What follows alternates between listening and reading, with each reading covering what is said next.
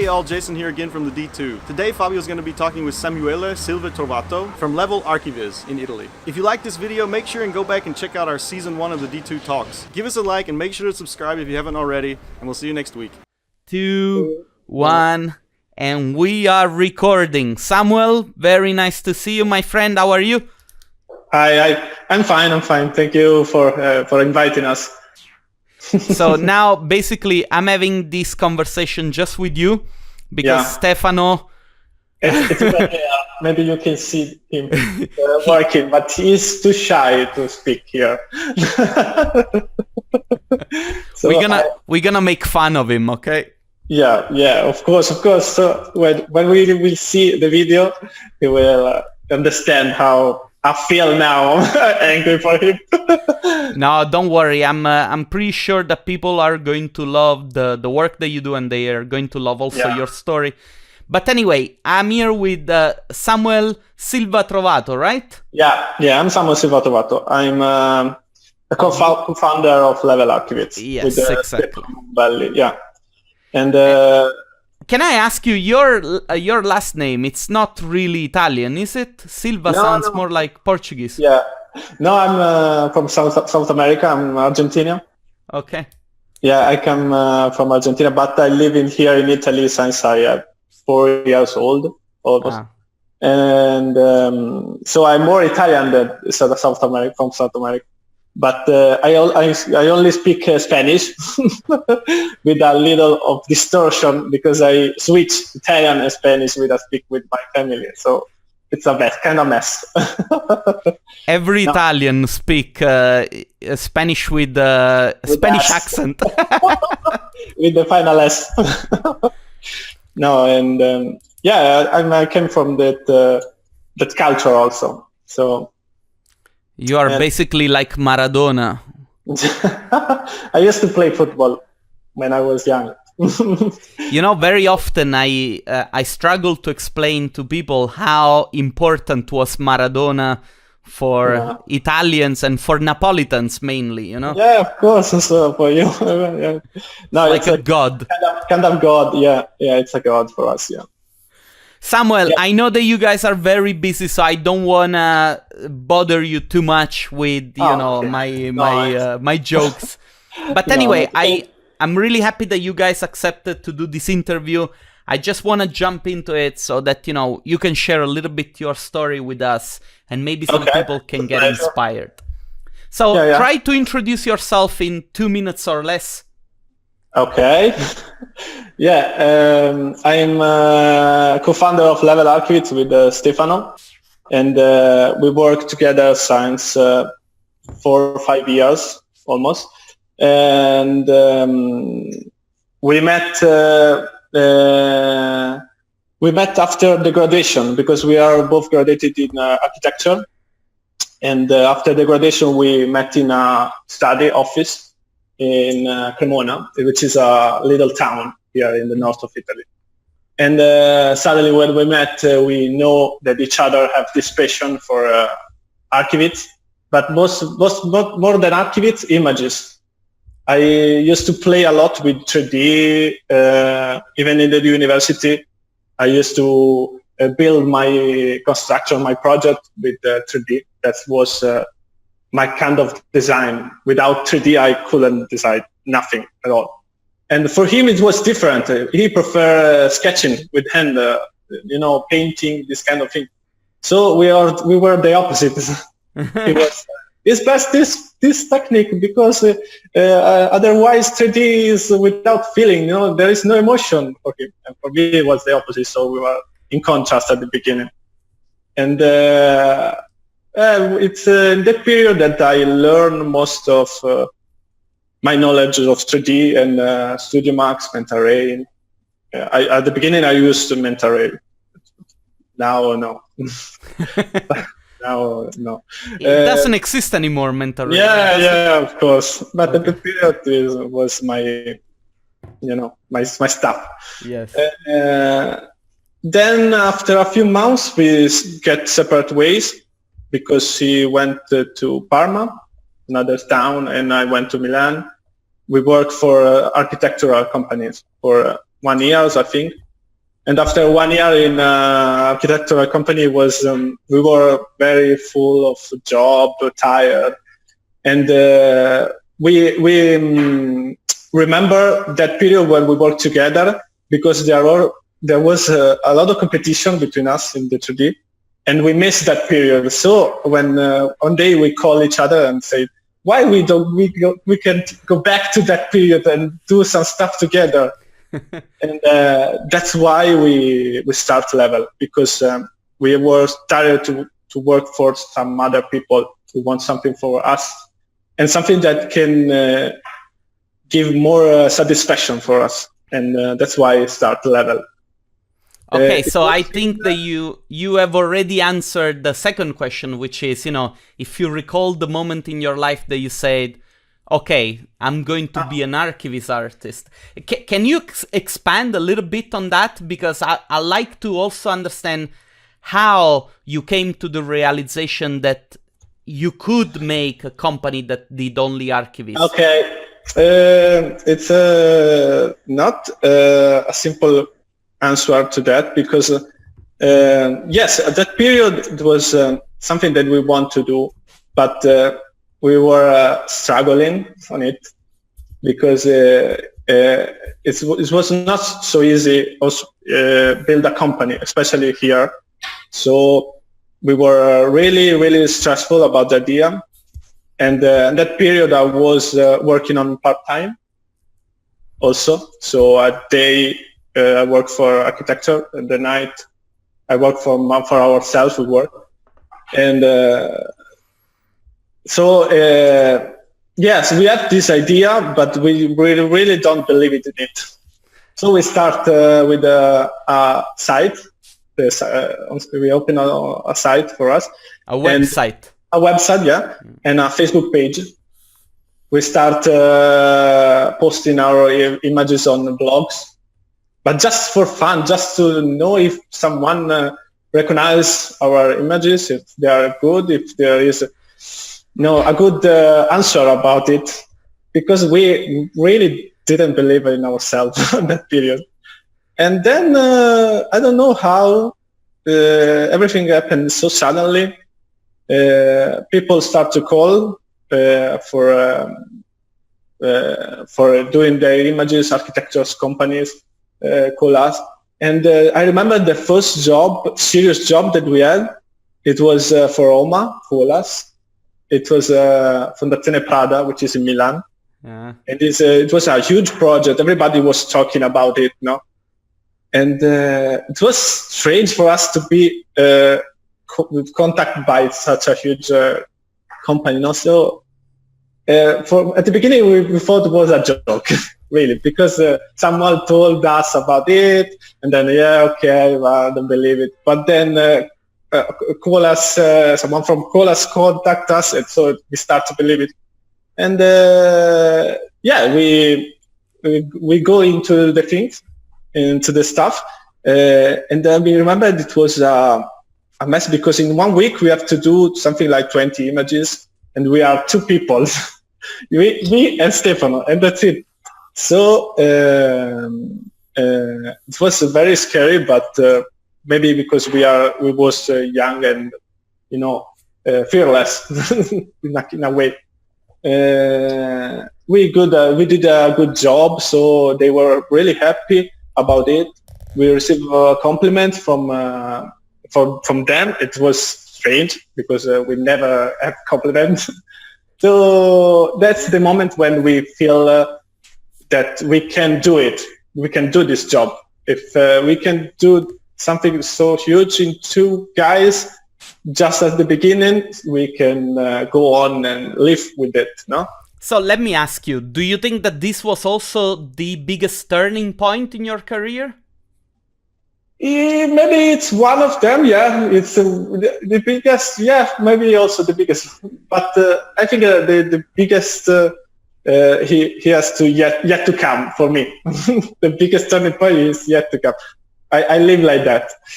That's my thought. I like the attitude. Yeah, because I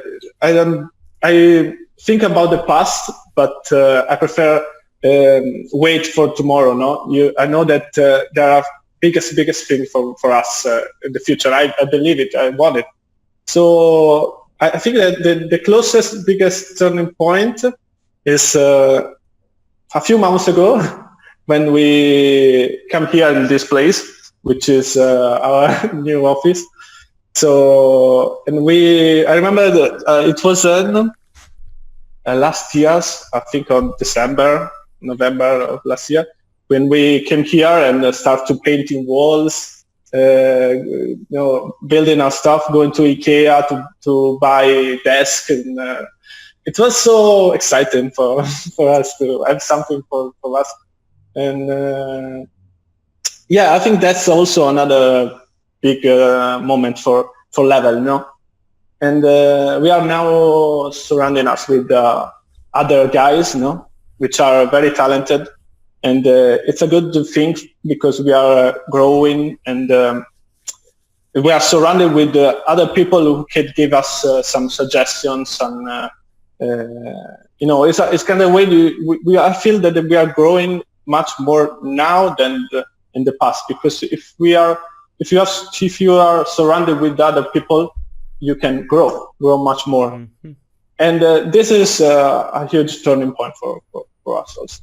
I like what you just said, because I think, sorry if I interrupt you, I think that it's very important at one point to say, we are serious about what we do, and now we're going to have an office, and we're going to buy, stuff for our own house, and this is going to be where business is going to happen, Yeah.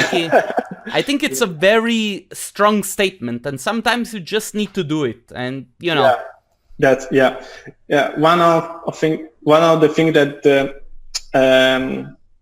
I'm thinking in this period, is that probably we have to do it more early, we have to do it a few years ago. We have to let the thing happen, come buy some place, go there, work there, call people.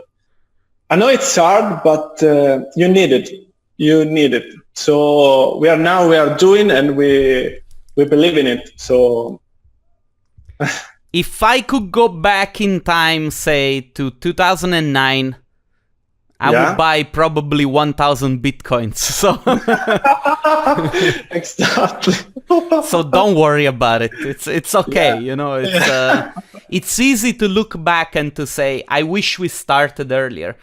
Yeah, exactly. But in a way, you also have to say you started not super early, but you still managed to build a company. This makes me think that the work that you guys do, it's very, very good, because otherwise there would be no chance for you to build a company.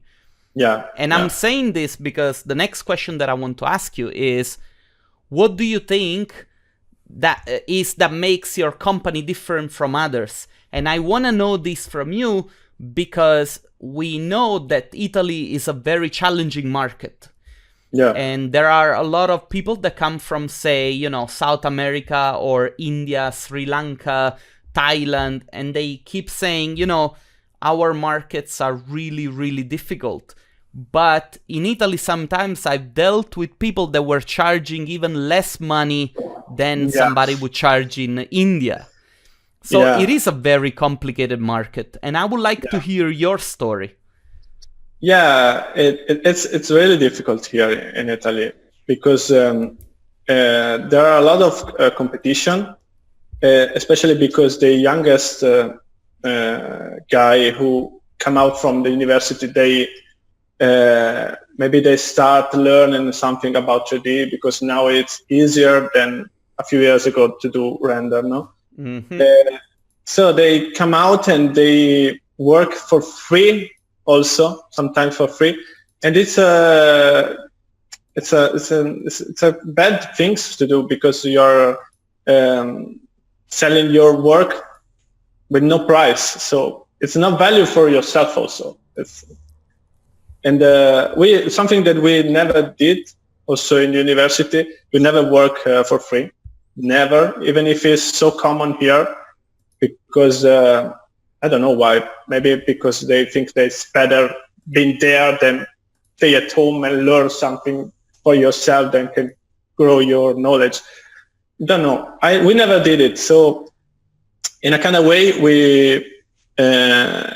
when we have our relation with our client, especially at the beginning, it's something that we always defend for ourselves. That's the way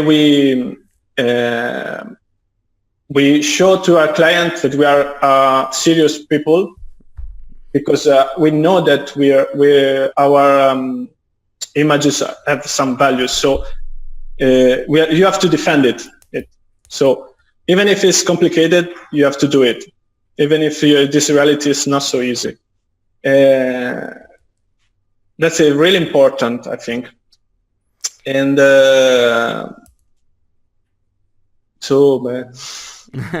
I think, the problem is that very often people think that it's actually too easy, Yeah, they exactly. say, probably the reason why I don't make money is because there are so many people that do the same thing. So, the best strategy is to be cheaper and work more.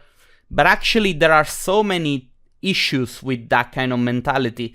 I mean, creativity, it's something that you cannot push very fast.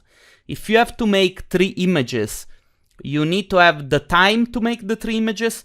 And you also need to have the time after you make the 3 images to kind of rest mentally, take a little bit of time, and be able to go back to work with energy, Sometimes I like to make the comparison with football players.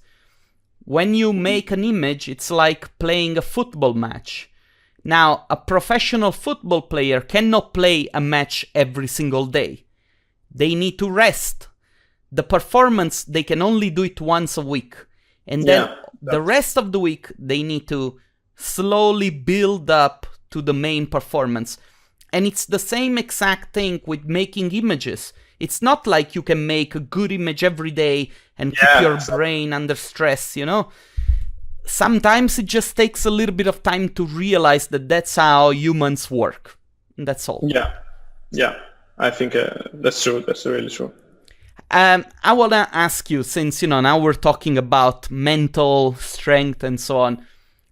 This field, it's a very stressful field. Have you been affected at all in terms of mood and stress and, have you been feeling low when getting into a job and saying, I cannot do this anymore? Are there things that you do to keep your head above the water? Because I'm interested to know how you deal with, the downsides of doing architectural visualization, because this is a very big topic that people never touch. Yeah, it's true. It's stressful to do this job because you have to deal with the client's need, and sometimes the client is very, I don't know the words, but this strength in this conviction, no? Demanding. And stubborn. Yeah, exactly. So it can be very stressful. We used to talk with the clients and try to say our point of view, and sometimes they listen to us. Other times it's impossible to talk with them. So kind of way you have to do this job, end it, and but adding something that can make you feel good. Maybe in our images we used to add some images that remind our childhood or something funny in our images, and that's where we focus on that job because otherwise you really go under the water, it's really bad. So you have to find the joy also in that, I know it's difficult, but you can do it if you are doing with this focus in your mind. That you are doing something that you can recognize it. Okay, so and maybe also have someone on the side with you can talk and lamentarsi, no? Complain with it, or maybe also here in office we have some other activities, like ping pong. It can be helpful, or you have to liberare la mente. free your mind, yes. Free your mind, exactly. Also that it could happen.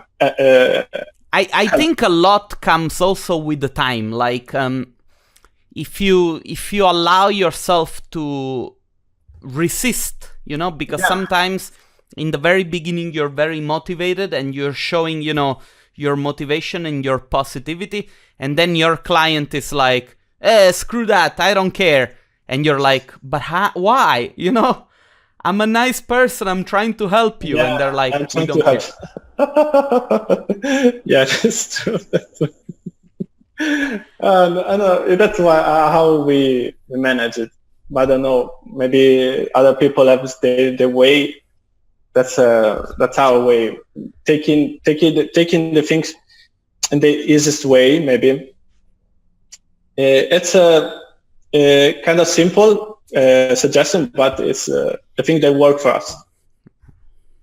I think that another thing that I want to add is maybe we have strictly deadlines sometimes, but and some clients ask to work more, maybe work on night. That's something that we never want to do, and we never did, because it's not a good way to work. Yeah, it's exactly. Bad for the result. It's bad for the working flow. The workflow. So it's not useful. It's good that you're saying this. Sometimes you need to establish boundaries. Yeah, exactly. That's important. This is my space, and that's what I do. Yeah, and if you find a client that work like that, it's not your client. It's not our client. Yeah. No, you're right, 100%. And that's another problem here in Italy, because sometimes some clients send messages on WhatsApp, on mail at 2 a.m. in the morning, or it's crazy. It's crazy because they are working on that hour, and it's I don't know. I love the fact that no matter who you ask, the story it's always the same. Yeah.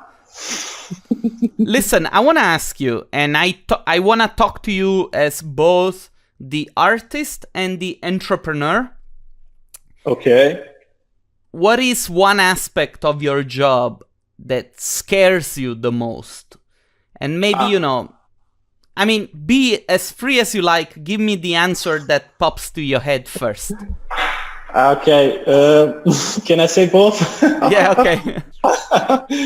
No, because the entrepreneur, it's really complicated. It scares me because I came from architectural studies, so I don't know nothing about business or development, a company. It's really a topic that I don't know and I'm learning. So I'm scared because I'm learning now with the experience. And it's important to be surrounded with people who can give you suggestion, and they can guide you in the good direction. Otherwise, you are on your own, and if you have no experience, it's very bad because you will have problem in the future. Mm-hmm. And I'm scared about it because I don't know if we will, because we are starting, we are youngest company compared to other biggest in the Europe and also in Italy. So we are trying to do the things in the good way with some suggestion. So that's a thing that scares me. And also 3D artist, because I don't know, artist is a huge word, no? I don't know if I can call myself an artist. I don't call myself an artist. 3D artist is it's so common nowadays. Call everybody a 3D artist, but what is an artist? It's complicated. I can tell you what I think. I can tell you what I think. If I were in your position and you have a business that makes money and what you earn is made with 3D art, then you are an artist. You're also you're also a designer, you're a business person, but you are much more of an artist than somebody that says doesn't do the job. Thank you. No, but it's true, because it's the other people who call you, who recognize you as a 3D artist. It must be like that. It's true. In a kind of way, we are always so critic with ourselves. Critics is okay, because most of the time we don't like our images. Most of the time we do some images and say, well, it's okay. Well, I like it. That is also a definition of artist. When you don't like your work, that's what artists do. Okay. Maybe. I don't know one single artist that say, "Oh, look at my stuff; it's so good." No. Well, maybe. But sometimes, with Stefano, we used to talk about our images. Now, not anymore, because we are so critics that we get in the bad mood when we talk about it sometimes, because we are too much. Maybe we exaggerate maybe in the critiques of ourselves. Nowadays, we are starting to be less critics, because we are seeing that we have clients, we have some places, so maybe it's okay. We are doing something that is good. Okay. Yeah. So that's the judgment. It's a tough thing, you know. Of course. So being a 3D artist mean being judged. So it's Let me ask you, if you could go back in time, what would be one thing that you would change about your life? And, you can be personal, you can talk about work. Just tell me. One thing that I would like to change about the past. Maybe be less scared about the future, even if I'm still scared, but less scared. That's definitely what I would. And maybe buy bitcoins. Yeah, maybe buy bitcoins. Oh, maybe buy bitcoins. Yeah, of course. That's a huge suggestion. How do you recognize people that can bring value to your company? I know that, recently you guys have been looking for staff to help you out. Yeah. So what is the criteria when you choose people that collaborate with you, people that, can help you out? What are the things that you're looking for? Okay. It's not so simple. Find people who are good. And not good, because there are a lot of people which are very good in making images, but with something more than a good image, give an emotion or communicate something with their image. So it's not easy. It's not easy to understand in a portfolio how they work to do the image, because the image could be amazing, but maybe it takes a year maybe to do it. So and we are receiving a lot of portfolio, a lot of candidature. Mm-hmm. Like people that want to work for you. Yeah, exactly. And The funny thing is that you asked me to correct your English, and I'm like, I don't know how to speak English either. Okay. We should just do this in Italian. Yeah, people will be better. But and it's difficult too, because we see those images, they are okay. A lot of people are from outside also, so we are looking for someone who is close. So, but it's not so easy to understand the workflow of the other guys.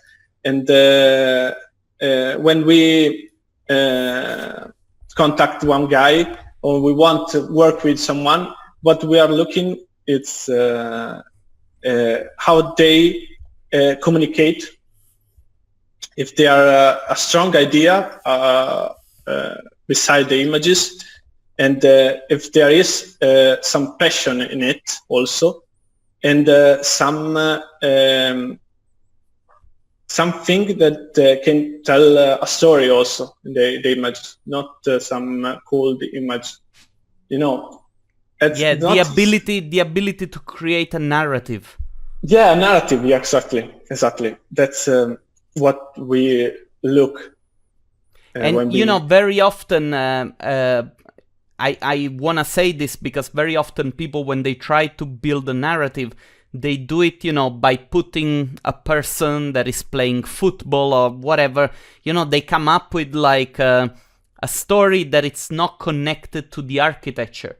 Yeah, exactly. And this is not building a narrative. A narrative, No. it's...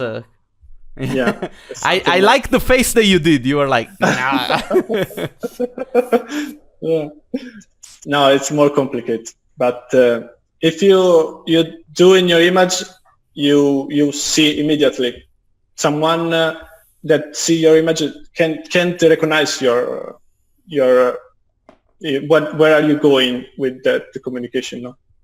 So it's really important, and that's what we try to put in our images, that thing.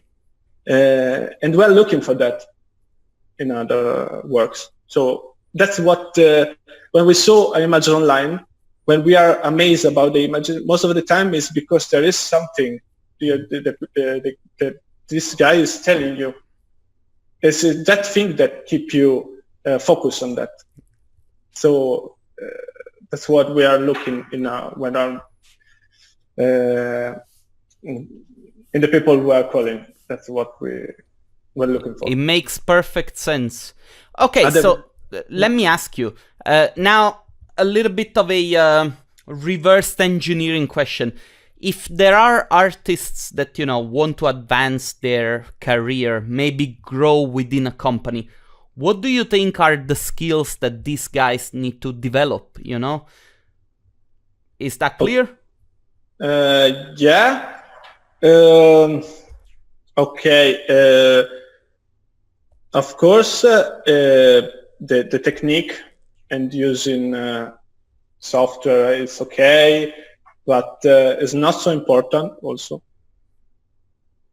I think it's a focus on the communication. Yeah, that's most important than the technique, because technique you can learn. You can learn nowadays is easy. So you have to development what is your goal, and what do you want to communicate. Yeah, that's I think that's the most important, because when we start we didn't have technique. It's crazy, but it's true, we didn't have. So it's not so important that it's okay, you have to learn, but it's not everything. And nowadays I see a lot of people who are showing their techniques, but there is no communication. Yeah, exactly. No, I totally feel you, and I feel like you know what, one of the things that people miss quite a bit, and this is going to be also the next question, is that tools are getting easy. You know, you can use Corona, you can make a rendering like this, you can buy 3D models off the internet, you can make an image like this. there are a lot of things that are making our life so much easier. Okay, so basically the line cut short. I'm sorry.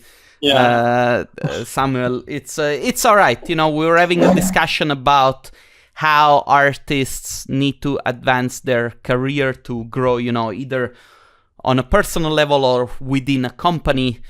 And I think that, the message that came out is that people need to be able to communicate. And and communication, it's a very important skill. Sometimes I don't like the idea that people call it a soft skill. I think it's actually a core skill. It's it cannot be called a soft skill, because our job, it's basically communicate feelings, communicate ideas, communicate everything. Anyway, I want to ask you the last question, because believe it or not, we've been going on for 40 minutes already. Really? Wow. Yeah. It's a long time. The idea behind making these videos is to inspire other people to make, more and better, especially the younger generations. Do you think that there is something that artists are still not understanding about this industry? And therefore, what would your advice be to them? My advice to them is, it's not so easy, this job, as we said. So don't believe it's easy. It's not an easy way to have money. It's not an easy way. So don't believe it. And then don't be so competitive, I think, because I like this. Especially in Italy, it sucks because there is a lot of competitivity and there is a lot of there is no relationship between the 3D world or archivists in general.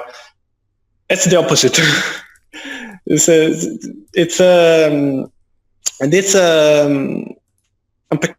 a shame, So when you start talk with people, exchange your knowledge with them. It's not a bad things to do it. It's much more better because if you give to them, they give you also their knowledge, so you can grow. You can grow much more easier like that. And I was also close with my especially when I met Stefano. We were at the beginning in competition, so but yeah, really. So we are colleagues, but we don't help each other. Yeah, exactly. At the beginning it was like that, but then we understand it's stupid. It's stupid. We want to grow. He is good.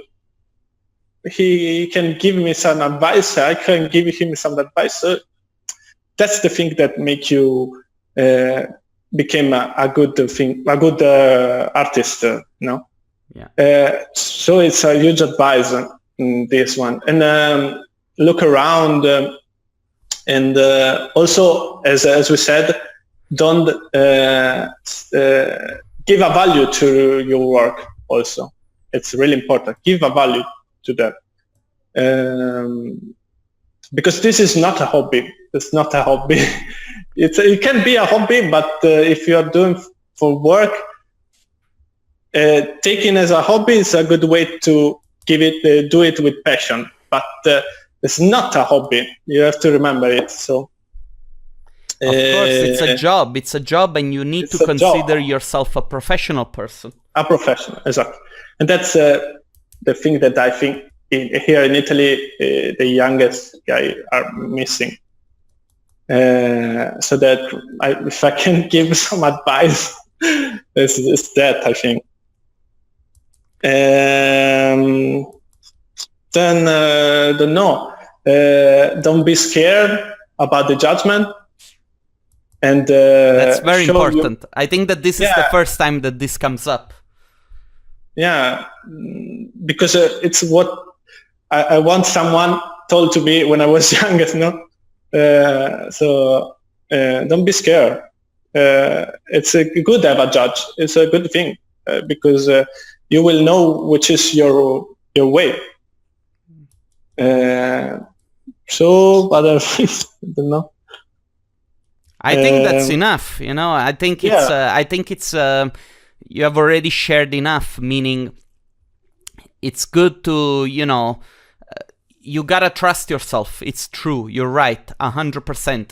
I think that at a certain point, if you don't understand how to monetize with what you do, you cannot beat yourself down, because this has nothing to do with your art. Selling something, it's different from being able to make something. I think that this is a key, especially for the young ones. If you're not able to sell something, work with somebody that is able to sell something for you. Probably this is the best way to put it. Samuel, listen, I want to thank you so much for the time that you took. Thank you. Sorry really, that we had the little accident. Yeah, I'm sorry. No, it's okay. I'm gonna try and edit the video so that it comes out very nice. I'm going to post all the links to your website, to the Facebook page. Okay. I want to say hi also to Stefano, so say hi to him from me. I don't know where is he. It's over there. It's okay, don't worry, leave him alone. You can say goodbye now, and then I'm going to stop the recording. So say goodbye, and then don't go anywhere. I'm gonna talk to you. Okay, bye. Bye, guys. Thanks a lot again.